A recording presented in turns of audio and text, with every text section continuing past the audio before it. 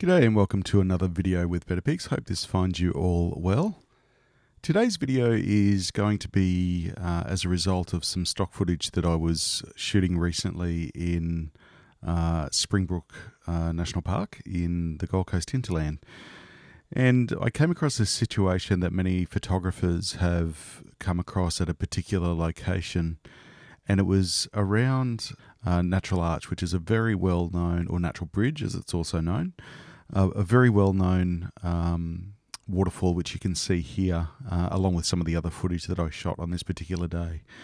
And basically, it's over a long period of time, a waterfall that's or stream that's created a hole in a rock formation, and it's resulted in a waterfall that falls through a massive hole, as you can see here, and down into a cave called Natural Arch, which is that arch that you can see there. And it's a beautiful location, really easy to access. I think the total walk distance is only about a kilometre and a half in total.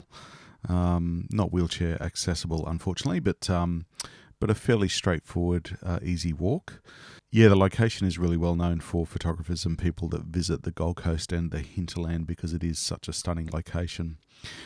The challenge is that the difference between the light that's available inside the cave versus outside is quite large. So it's known for an area that to have a well balanced exposed images.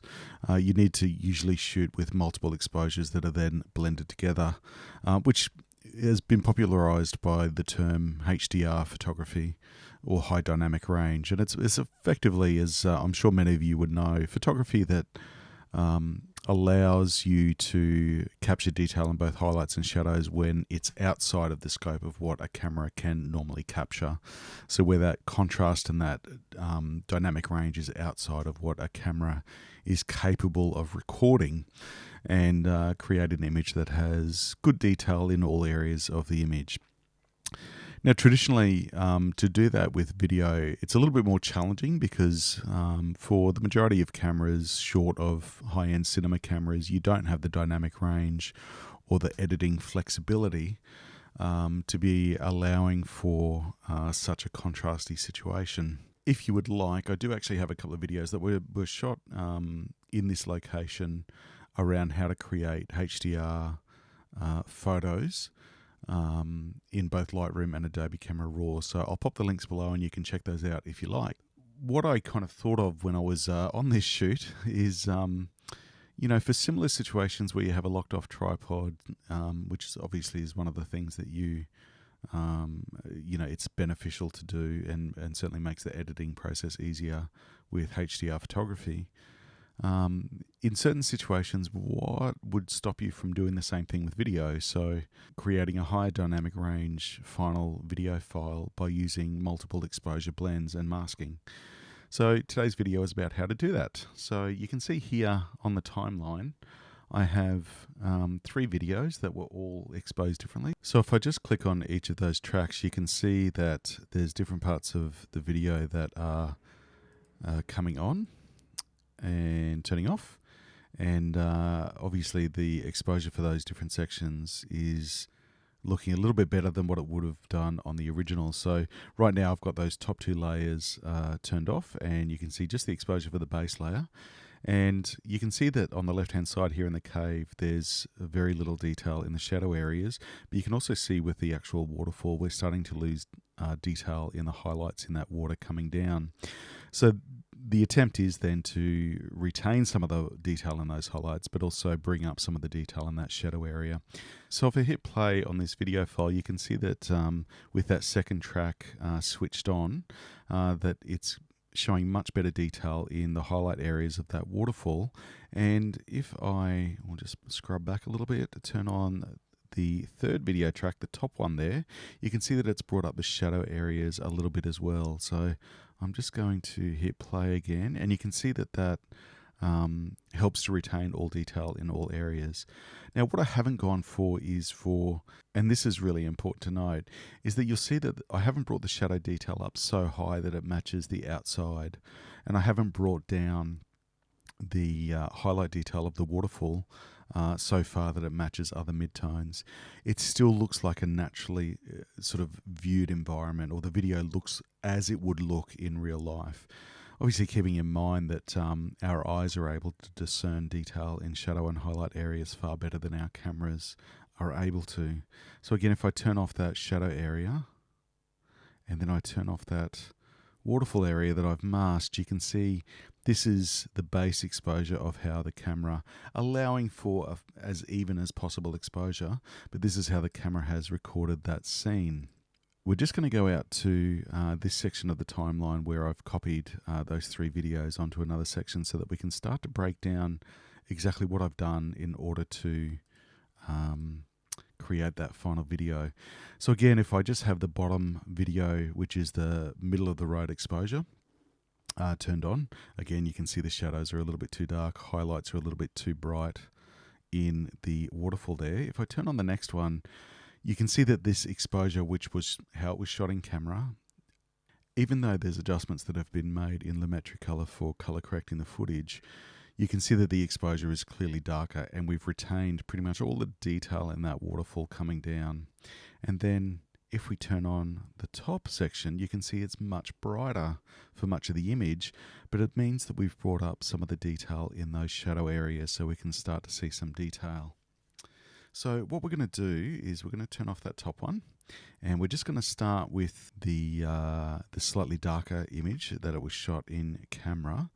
And what we're going to do, we're going to create a mask, and that's done in the Effects Control tab just up here. Now, if you can't see Effects Control, just head up to Window and make sure that Effects Control is ticked. All right. So what we're going to do, you've got there's the option there for an elliptical mask, 4-point polygon mask, or free draw. I'm going to go for the free draw option, and what I'm going to do is just start to create and draw exactly as you would in Photoshop a mask around that waterfall section. Now you can see with creating that mask, the edges are quite harsh and a little bit too obvious. Well, a lot too obvious, to be quite honestly. So if we just click on that video track again and click on mask, you can see that those controls reappear. So some of the options that we have over here, if we look on our left-hand side in our effects controls, is that we have a mask feather. And as it is with Photoshop and Lightroom, the feather is just the amount that it gradually goes from no mask to the full mask. So what we're going to do is just adjust that mask feather, and you can see as I increase that mask feather, there's a little bit of a dotted line that goes around on either side of that section that I drew. And basically what that's doing is just softening the transition from no mask to the full mask. If we unclick that video file again, you can see now it's quite soft, which is great. And within that adjustment, or within that file, you can make specific adjustments to that area. Now, we obviously don't want to go too full on, but we want to make adjustments that is going to suit our final edit. There we go. I'm just going to set that there. All right. So if we move up to our top video file, which was the brighter image exposed for the shadows, we're going to do exactly the same thing. So we're just going to select that video file. We're going to go up to the opacity, and we're going to draw in our mask in a spot that looks like a natural kind of line with that shadow. I'm just following different areas throughout the video. For the section that I want to increase or add in that increased exposure. And once again, we're going to increase that feather so that it is a more gentle transition between no mask and the adjusted file. Now that looks pretty good, but you can see just here there's a little bit of an obvious section that doesn't quite work, so we can just reselect our mask and drag that in to an area that is going to be a little bit less obvious we go. As with many things that I talk about with video and photo editing, the approach is to always go with a non-destructive workflow so that if you need to come back and make adjustments, you absolutely can. So let's just have a look at that.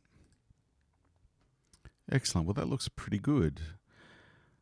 Now, I mentioned it briefly earlier in the video, but it's important to remember that I haven't gone to extreme lengths.